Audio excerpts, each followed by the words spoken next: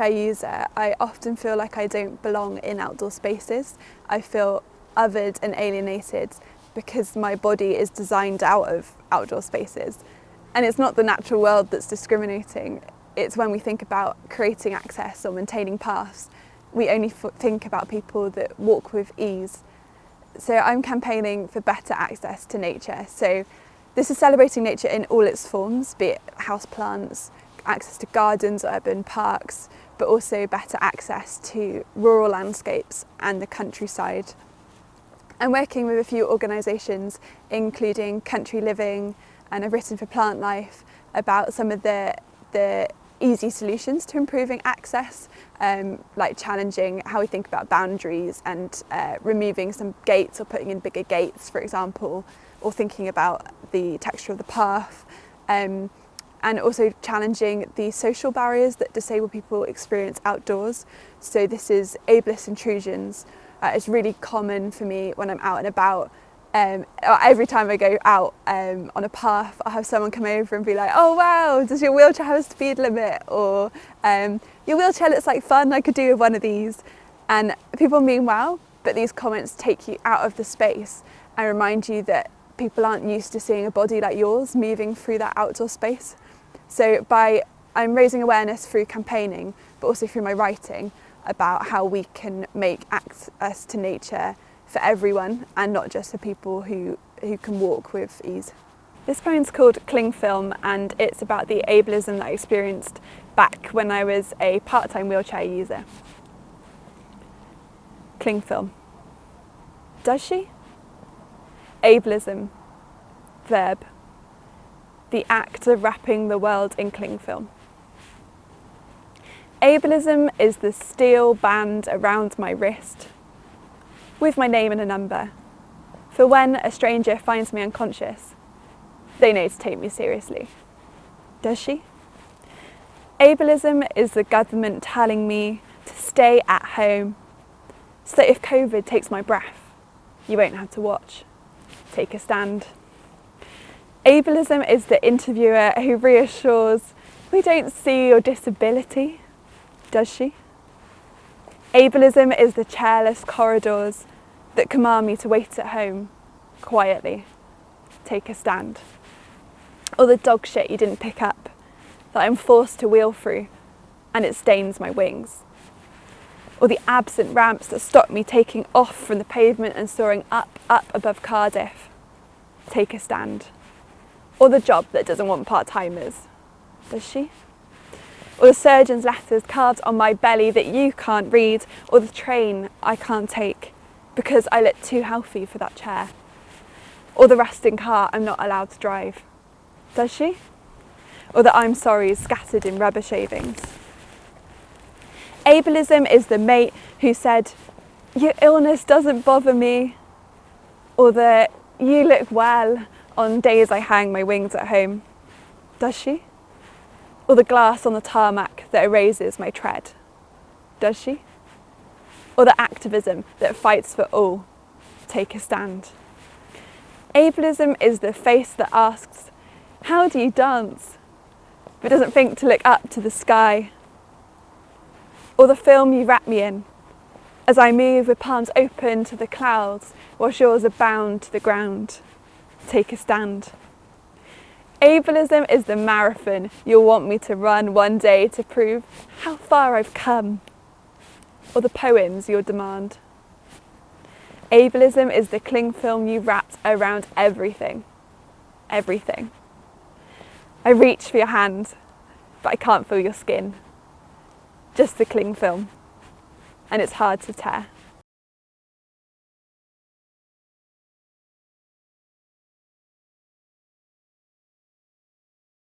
I'm Bethany Handley, a writer, poet and disability activist from Monmouthshire. In my poetry, I usually explore my relationship with nature as a disabled person and a full-time wheelchair user, and celebrate the way that I roll through the outdoors and interact with nature on lots of different scales, rather than just looking at this idea of nature being standing on a mountain. In my creative non-fiction, I write about ableism, and which is discrimination against disabled people in favour of non-disabled people, and explore examples of ableism and the impact that these ableist intrusions can have on my life. And that's something that I look at across all my writing, inviting non-disabled people to bear witness to ableism and ableist intrusions and the effect that that can have on disrupting your day-to-day. My poetry's been published by Poetry Wales, Poetry Foundation, to name a few, and BBC Radio 4, and I'm shortlisted for 9 Arches Press Primers Volume 7.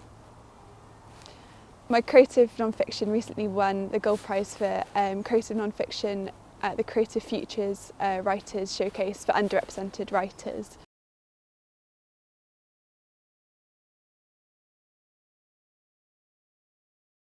I love being a writer because it gives you agency and the ability to invite other people to bear witness to your experiences and your worldview. I think especially as a disabled writer and as a disability activist, writing is a very powerful way to invite the non-disabled person to witness what it's like to experience ableism and to have to fight for your legal and human rights every single day.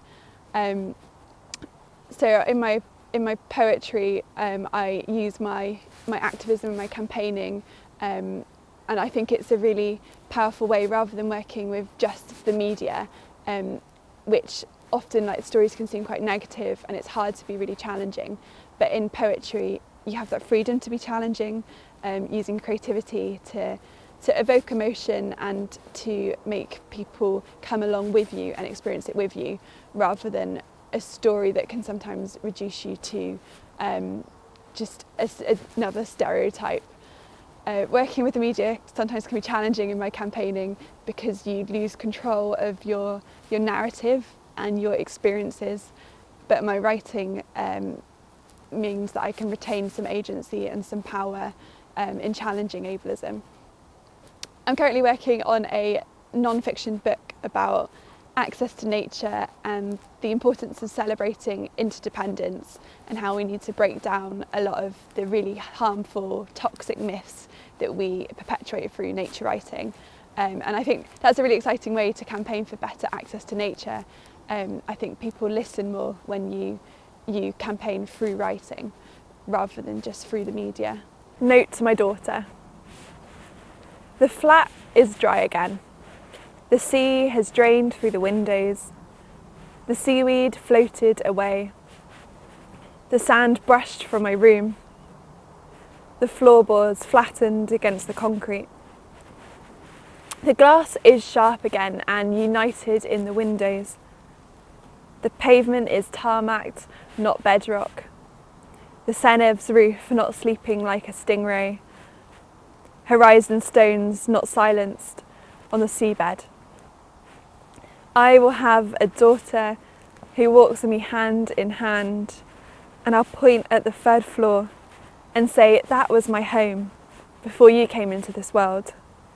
Just as my parents used to drive around blocks, pointing to where they first realised they loved each other, or the first flat they owned, or the one that trembled with the railway, or the flat with the fold-away kitchen counter. And we'll walk through the wetlands, spotting kittiwakes and cormorants, and you'll ask me why we did nothing as we walked by the sea in the evenings, feeling the sun's closeness as it burnt through the seasons. But my flat is sunken in the darkness, fish gliding through open doors, and there's no place for a child without gills.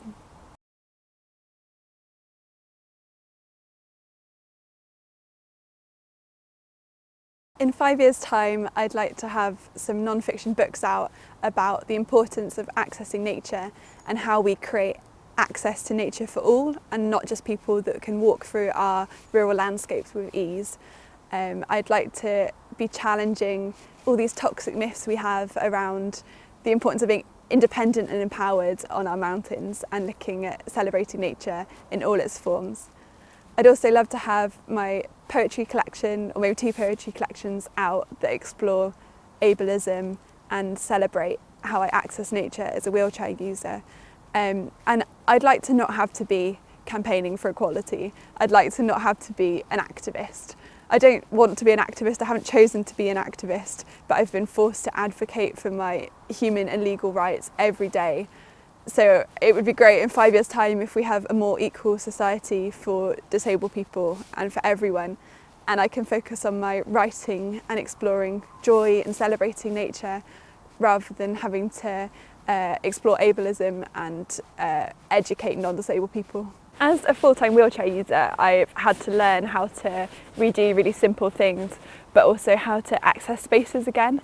But there's a lot of joy in that. So this poem is about feeling joyful and defiant as I learn how to take up space on the beach again. Higher but bay. Casters to the sky, face to the sea. I'm sitting on my back wheels, leaning against my friend on Rest Bay Beach as we sink into the wet sand. Her weight willing us closer to the waves, driving us forward like she's back in a scrum, gripping my handles, her feet digging as I clasp my push rims. We wheel over a sandcastle, sinking into its moat, the turret's flag flying from my spokes, crushed walls in my tread. Dog walkers and families stare as we giggle, my wheels submerged to the axle. A man approaches us, clears his throat, informs my friend that when he takes his mother-in-law out, he finds it's best to drag her backwards. I give him my piss off mate, I'm doing fine thanks look, but we try it anyway, slowly turning our backs to the sea, admire our tyre marks stretching their limbs, see the children pretending to be a train as they jog down the tracks, and we're pushing quicker towards the water, sand surrendering. I used to seek footprints that obscured my own, moved within another's trace. Now I survey my trenches with delight. You can read them from a drone. You wouldn't guess their footprints. 2 unsteady lines claiming the land.